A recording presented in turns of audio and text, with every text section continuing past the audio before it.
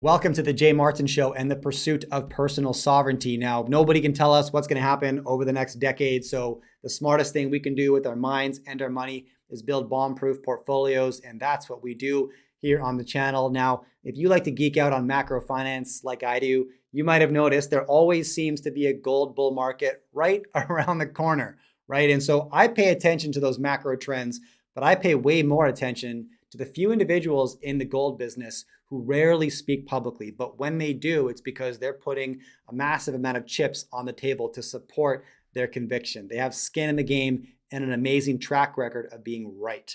Now, my guest today is arguably one of the most successful entrepreneurs ever in the mining business, specifically the gold industry. His name is Frank Giustra. Now, Frank is the co-founder of Wheaton River, which became Goldcorp, subsequently acquired by Newmont to become the world's largest gold production company. He's the co-founder of Endeavour Mining, of Equinox Gold, two companies that have multi-billion-dollar market caps. And Frank is very busy in the gold sector once again. And so he has my full attention. So today we talked about the biggest macro trends that Frank is paying attention to and why he thinks we may be getting close to a point where the world begins to revalue gold and what this could mean for gold investors like myself, most importantly. So I really hope you enjoy this conversation with Frank Giustra. As always, there's a pinned comment beneath this video where you can subscribe to my weekly newsletter. I absolutely love writing it and would love to have you join the team. Enjoy this interview. All right, here I am with Frank Giustra. Once again, Frank, it's good to see you again. Thanks for making the time. Thanks, Jay. Great to be here.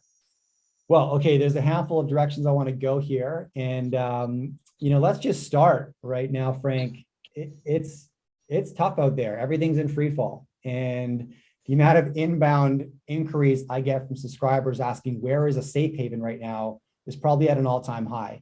So when this is occurring, what are you doing? Are you making moves? Are you looking at decisions? What's happening with Frank? Well, I think I made my moves a while ago in anticipation that this was going to happen. I've been writing a lot about this over the last year.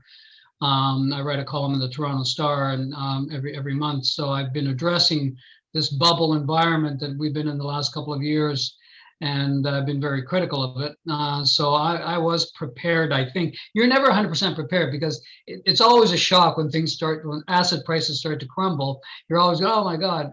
But I think in preparation, it was really about cash and gold and really almost out of everything else, with the exception of a few things, like I'm still in some stocks, Canadian preferreds, some of the international materials companies, the big international metals producers that pay great dividends, but mostly just gold and gold shares, obviously. But mostly my defensive position was to have some cash because you never know, when markets really crumble as they are at the moment, and I suspect they've got a long way to go, you want to have cash and gold to preserve your wealth, because although gold hasn't performed to a lot of expectations, including mine, at least it's holding its value while everything is going down, which is indicative of its store of wealth, store of value feature. And so as everything else is crumbling, at least gold is holding its price or it's up marginally. And so that was my defensive position. Which is really, that's why I hold gold in my portfolio. It's funny, like I'm subject to the same debates as every other media platform when it comes to the gold versus Bitcoin argument for the last 2 years, right? And I eventually just started throwing my hands up because I was like, it's just a silly comparison to make. The point of gold is to be somewhat boring, right? It's a safe haven asset should be boring, like by definition, safe, right? And it does what it's supposed to do. And if Bitcoin becomes what the Bitcoin maximalists believe it will become boring, right? The volatility will dissipate and it will become flat and boring and safe, right? Like, what do you think about that rebuttal to the Bitcoin versus gold argument? I wouldn't hold your breath. I don't see Bitcoin. Listen, this has been my personal opinion. As you know, I debated Michael Saylor on this a couple of years ago. Last year, exactly a year ago, last April. And I see Bitcoin, unless someone can prove differently, Bitcoin is a risk-on speculative asset that went up in tandem and is going down in tandem with the NASDAQ market, right. Period. Okay, to me, it's a shiny toy that speculators love to play with. It's not a store of value. It's not a safe haven asset. It's failed on those two fronts. It's failing on almost everything. So I just think that I don't see it getting that universal adoption that is necessary, the sort of universal adoption that gold has and has had for thousands of years. I just don't see it. I think there's a tremendous amount of risk in that people believe that will happen eventually. And there's so many things lined up against it that I just don't see it. Right. Right. Well, I tend to subscribe. So obviously I don't know, right? I tend to subscribe to like Nassim Taleb thought process there. And, 13, 14 years. Yeah, I think that qualifies as an exciting speculation. And to me, like, I have a horse in the race, absolutely, 100%. But it's a speculation just given the immaturity of the asset class. It hasn't been tested in so many environments. And so how could we know with any certainty what this could become, right? If anything. Well, I would beg to differ. It's being tested right now and it's failing.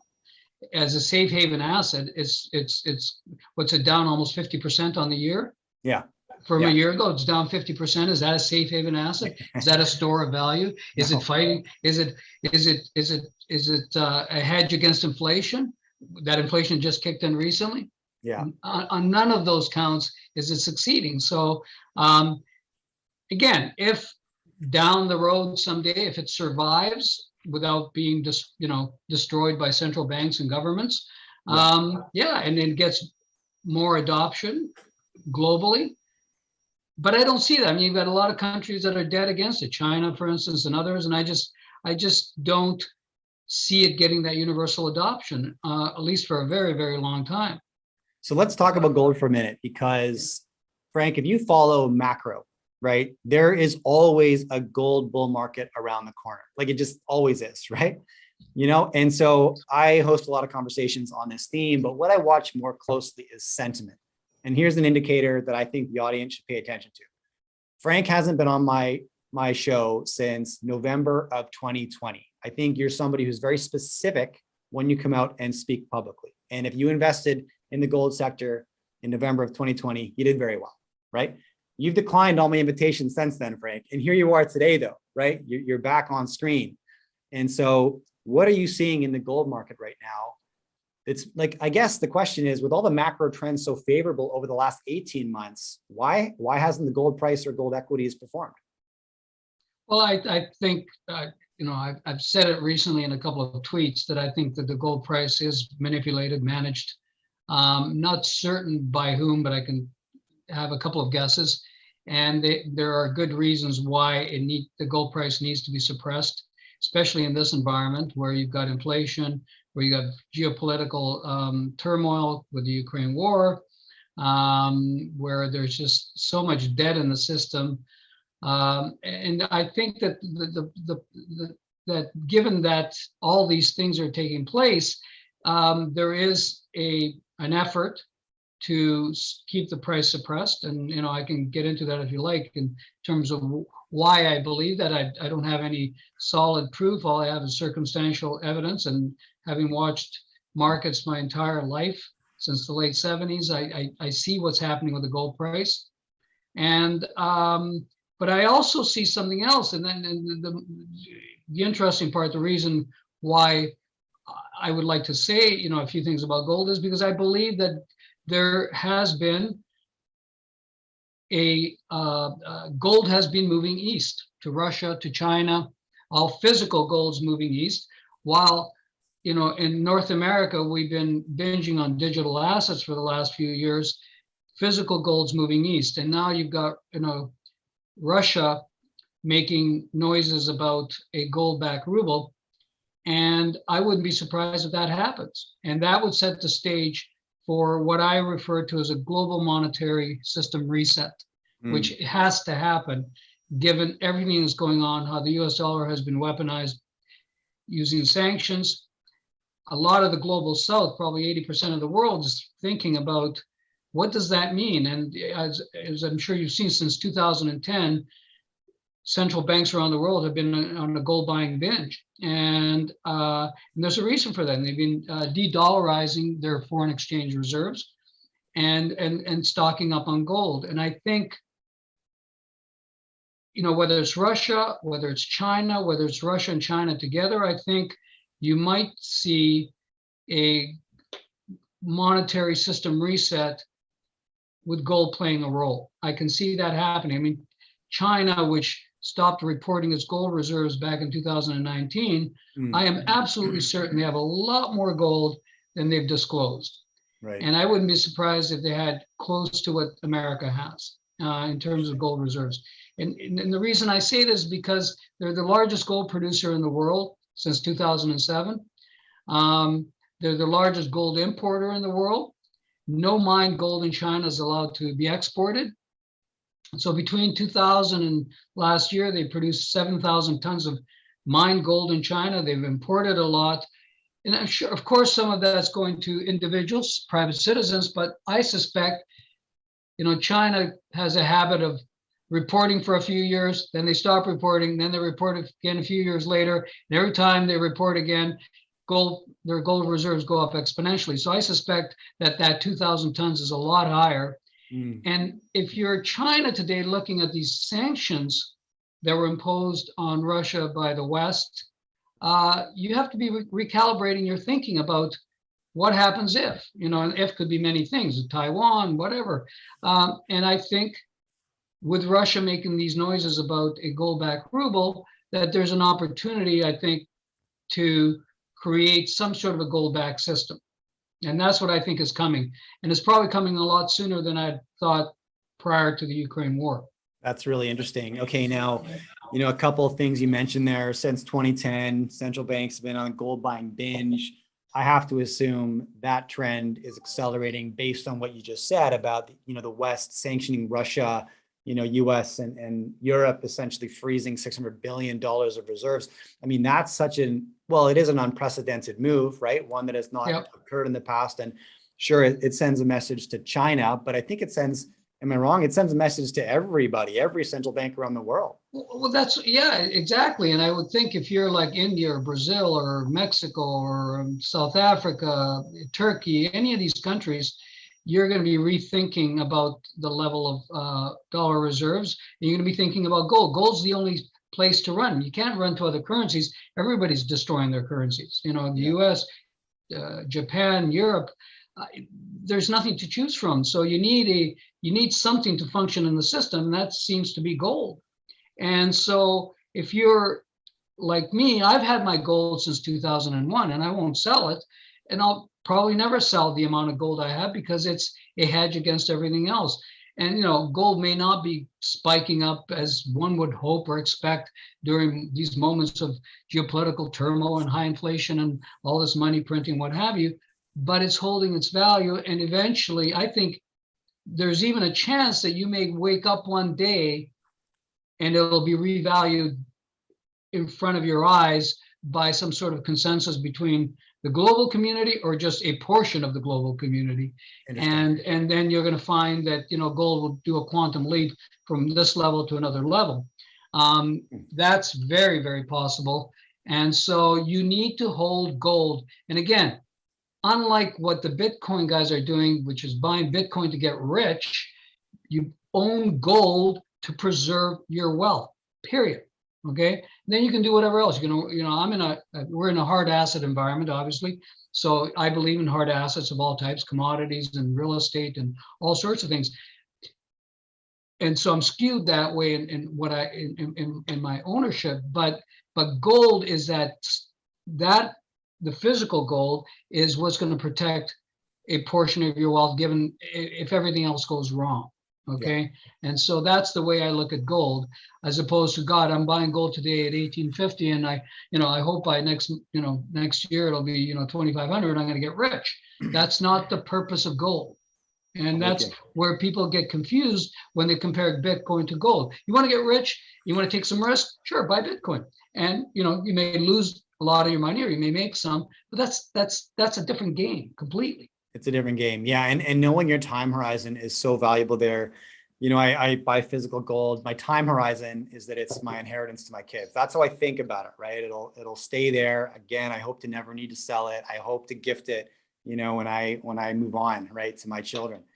And having that time horizon, I think, is just the way I think about the asset. Exactly. It's not a trade, but if you want to trade the gold price, there are proxies to do that, and that's in the equities market. I want to talk about that specifically. Aris Gold, a company that I've been dollar cost averaging into really for about a year and a half now, since November 2020. So we'll talk about that. But first, and this might be a rabbit hole, so we don't have to go too deep into it. You mentioned the manipulation and the management of the gold price. You said you had some suspicions, maybe no concrete factual evidence, but you've been in the markets long enough to see things and understand. Now, you also mentioned, China's not disclosing how much gold they have. This is a likely possibility.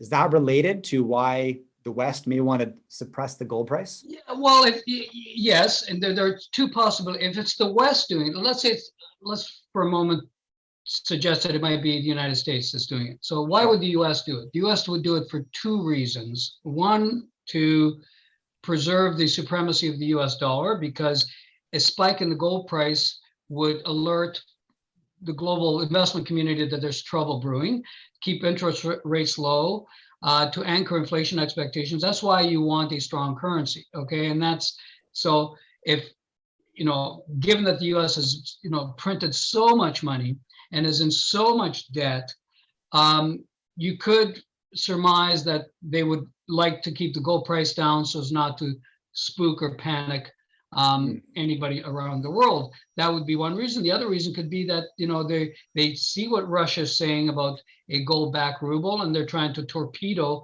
that from happening, because if you use the numbers that were announced last month after the invasion of the Russian central bank paying 5,000 rubles per gram at the time of the currency exchange rate, that meant suggested the gold was 1950 at that point, and that would mean that with the current ruble US dollar ratio would suggest that it should be closer to $2,500 an ounce. And again, you're speculating, you're making some assumptions, but it might be the US trying to torpedo that opportunity in the eyes of the investment community. Or it could be China. I mean, China, as I said, I suspect is accumulating a lot of gold and will disclose it at some point in the future when they have a reason to disclose it. So they'd be very happy to keep a cap on the gold prices they're buying. Why pay $2,500 when you can pay $1,900? Sure. Right. But if it is the U.S., they're doing a tremendous disservice to investors, because eventually, and they're doing a great. If it is the U.S., they're doing a great service to China. And Right. so I Okay. don't know which one it is. I have no evidence, but I started my life as a trader. I watch markets very closely, especially the gold market, and you can tell. There are days when the gold price goes down and it's justified because something happened to cause it to go down. But there are moments, and you can tell when it happens, when gold starts to spike and it starts to run away, you can tell the way that these future contracts are sold, that it's deliberate and it's vicious, and it's used to trigger stop losses, to scare away investors, and to make gold not appealing to investors. And it's working. It's working because, you look at the Bitcoin crowd, they think gold is dead, and, their argument, it hasn't gone up. So, so you get all of this sentiment that's created. And I think so I'm not sure who's doing what to whom, but something's going on. And I suspect we will find out in hindsight down the road what they've been up to in today's market. But just seeing how much the central banks are buying, I suspect that we're heading towards a bifurcation of the global monetary system. And it might be two different systems: a US dollar system, which people can trade in and trade their goods, or some other system, which is maybe bilateral trades done on a gold settlement with a gold-backed currency. And we'll have to see. Okay. Okay, I want to switch gears now. Thanks for that, because it's one of those conversations that I find is always around, and I never really dive super deep into, right? The manipulation and potential management of the gold price. So it's interesting hearing it from you as opposed to, I don't know, like somebody out of GATA, right? Who just kind of devoted their life to that, right? Yeah. Yeah, well, you know what, listen, I've been following them for many years, and they've tried to engage with me over time, and I never really paid much attention to it. I always suspected there was some management taking place because gold has been managed since the 1960s, since the 1970s, especially by the U.S. since the 1970s, and there's evidence to that, that they do try and suppress the gold price. First, it was overtly, and later on, it was covertly done through bullion banks and all sorts of mechanisms, derivatives and such. But I am certain now, at least in the last couple of years, that it's really obvious that some entity is keeping a cap on the gold price. Yeah. Okay. I do want to switch gears now and talk about gold equities, and I want to zero right in on Aris Gold. It's you've been very specific with your timing in the gold market over the last couple of decades, and I would say nailed it is best way to say it. So I've talked about Aris a handful of times on my show, in my newsletter. I just kind of talk my book, and if I'm building a position, I share that. I never tell people what to buy. I'm happy to tell them why I did. So talk to my audience, Frank, about Aris Gold. What are you up to? Well, first I need to give you a little bit of history, and you're right. On 2 occasions, I was bang on in terms of timing. On the third one, I was about 3 years early, and this is my 4th one. So I started with Wheaton River in 2001, which became Gold Corp, and that was we took something from concept to a $50 billion market cap over 4 years. Through a buy and build strategy. Ian Telfer ran that company, very good friend of mine. He's actually the chairman of Aris. We've reunited on this one. But the idea was, the business plan was to create a global gold mining company through a buy and build process, and it involved a lot of M&A, and it worked very well for us, in the Gold Corp years. And then 2009, right after the financial crisis, I had the first time I came out in 2001, I said, gold's going up, and it did. It went up substantially. It was a 250 an ounce, and it went up to, I can't remember, what, up to 1,000 or something. Then in 2000, after the crash in 2008, I predicted that they would be printing a lot of money, and sure enough, they did, and gold had a run to $1,900 an ounce. And I created Endeavor Mining, which was a mining company with gold mines in West Africa, 5 countries in West Africa. And again, from concept, we exited in 2016, I think, when the Egyptian billionaire Najib Sawari took control, and it's about a $3 billion. It's about a $9 billion company now with mines throughout Africa. And then in 2016, after we exited Endeavor, we created Leia Gold, and that eventually merged with Ross Beaty's Equinox, and I'm still an Equinox shareholder. And again, that's about a $3 billion market cap. And once that completed, we started Aris Gold. And again, Neil Woodyer, who is one of the best operators in the industry, is the CEO. I'm not on the board because of my role with Crisis Group.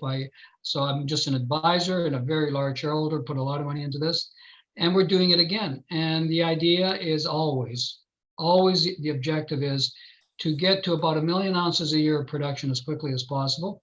And we do that through a lot of M&A. So we look at things that aren't obvious to the public. We're very good at acquiring either companies or mining projects or mines. We know how to fix balance sheets. We know how to fix operations if they've gone sideways. And it works. Because once you get to about 1 million ounces a year, then you're really institutional quality, you get re-rating, you're in the indexes, and that's always the objective. And And again, it's always interesting because, you know, at the outset of all these things, you always get the same reaction. People don't believe that you can do it. Sure. And how are you going to do it when no one else can? And this is a perfect example where you have to back the jockey. Where backing the jockey is paramount importance because it is mostly an M&A strategy. And so we started with Aris last year, I guess. And we have 2 projects in there, really robust gold mining projects, both in Colombia. And we have about 10 million ounces to our account. These mines are going to be built over the next few years. And it's a great buy. It's a great call on gold because the grades are great. These are large, long life mining projects, and the company makers. And so those 2 projects are a great start. We have a market cap of $230 million, so relatively speaking, is quite small still. And I think we're still going to be growing it through some additional acquisitions and ideas that we have. So the idea is we have 2 development projects, and maybe the next thing will be a mine. Who knows? We'll see. It depends, what opportunities come up and what makes sense to us. Yeah, I appreciate that. Now, you mentioned betting the jockey. It's what I harp on this channel all day long, especially in the junior mining sector. I can't be the geologist, the mining engineer, the geopolitical expert ever, right? But I talk to people for a living, and I think I'm pretty good at vetting individuals, and anybody can be. That's the great part. You can look at somebody's track record and see, do they perform? Do they do what they say they're going to do, right? The reason that's so important is because if you're like me, I think the rest of the 2020s will probably be how the beginning of the 2020s have been, which is unpredictable and maybe a bit chaotic, right? If that's the case, right, I want to back management teams who have weathered storms, right, who I can trust their judgment, who aren't going to have issues raising capital, right? And all those things only occur if you have the resume to back it up, right? And yourself, Ian Telfer, Neil Whittier, you've been there, done it, right? And you mentioned Wheaton River, you mentioned Endeavor, right? Equinox Gold, very familiar to my audience. Equinox is a key sponsor of my event next week in Vancouver. Oh, great. Very well-run company. And so that's why we bet the jockey, because we don't know what the problem's going to be. So we want to bet on the individuals who have solved problems in the past and have an amazing track record of doing so. Jay, it's interesting because I made it sound easy. I said, this is how you do it. You start here and then you end up here. It's anything but easy. It's one of the most difficult things to do. And you really need to have very experienced people that have done it, have seen everything, seen it all before, whether it's the M&A side or the operations side or the debt side, and know how to get things done, because it's not easy. It's really, really hard. And there are days where there are a lot of heartaches, but we give it 3 to 5 years, as with all our projects. Every company we've started, in 3 to 5 years, we know we can achieve our goal. And unless something dramatically goes wrong, we'll get there. It's just, but it's a lot of hard work, and it takes a lot of experience. And again, you got to back the jockeys. And that's what I'm doing. I'm not running it. I just help out. I give strategic advice. I make introductions. And they've got a great board. I mean, it's Ian Telfer and Peter Maroney and David Garofalo and Daniel Camboni and Serafino Diacono. So it's a good board with great experience, especially in Colombia. And I think I'm quite comfortable backing them, and we'll get there in due course. And the list of names you just mentioned, it says something really important. Optionality in terms of access to cash flow, right? Like, the biggest problem that mining companies run into, especially right now, right? Like, there's a cash call on everything, right? If it's not bolted down to the floor, people are selling it right now. And so in an environment like this, if a company needs capital, what kind of options do they have? Do they have a diverse set of options, right? Yeah. And you want to get... Yeah. So on that note, so I'm the equity expert. Ian Telfer and I are the equity experts, and Neil is the debt expert. I'll tell you a really funny story. When we created Endeavor back in 2009, we launched it. I raised $100 million of equity as a blind pool. We needed a lot more than that. And but it was difficult to raise equity. The markets were going sideways. Neil built that company, Endeavor, up to about four mines with just that 100 million and knowing how to use the debt markets. He is exceptionally talented at debt structures. So, we built that company mostly on debt. And then we eventually, when the share price had its run, we raised some additional equity to reduce the debt. But you need to have that expertise, because you don't know what markets are going to do. I mean, the opportunity window in equity markets for this sector sometimes can be very short. And so you have to hit those windows. And if you can't hit them, you have to think of other ways to get the job done. I love it. Yeah. Okay. Look, Frank, I told you I'd keep it for 20. It's probably been about 30. So thank you. Thanks for making the time. Okay. Well, thanks for having me on, Jay. Really, it's always a pleasure. All right, thank you for watching this interview. Now, 3 things before I let you go. Number 1, I publish a weekly newsletter and I love writing it. I share my biggest takeaways and action items from the conversations that I have on this channel. In addition, my thoughts on current events, economic events, political events, and you can subscribe for free. Just hit the pinned comment right beneath this video, or just go to jmartin.club and you can subscribe on the website. I'd love to have you join the team. Number 2, ad revenue from this channel is donated to an organization that is super close to my heart called Zero Ceiling. Now, Zero Ceiling's mission is to end youth homelessness, and the way they do this is by giving at-risk urban youth the opportunity to relocate to beautiful wilderness areas and then provide them with supportive housing, career training, and just generally positive influences on their life. I love what they do. Check them out if you're interested. And number 3, if you prefer to listen to my content as opposed to watch it, you can find me wherever you listen to your podcasts. Just search for The Jay Martin Show. All right, thanks again.